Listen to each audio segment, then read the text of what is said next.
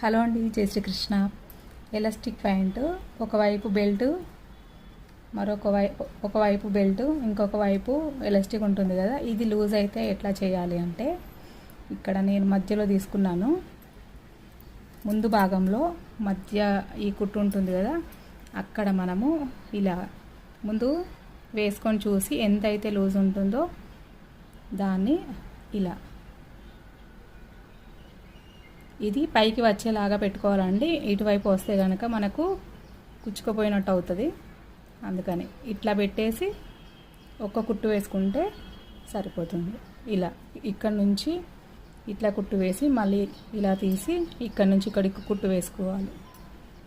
ఇటు ఒక కుట్టు ఇటు ఒక కుట్టు రావాలన్నమాట. మొత్తం 4 వైపులా కుట్టు వస్తే కరెక్ట్గా ఉంటుంది. ఓకేనా?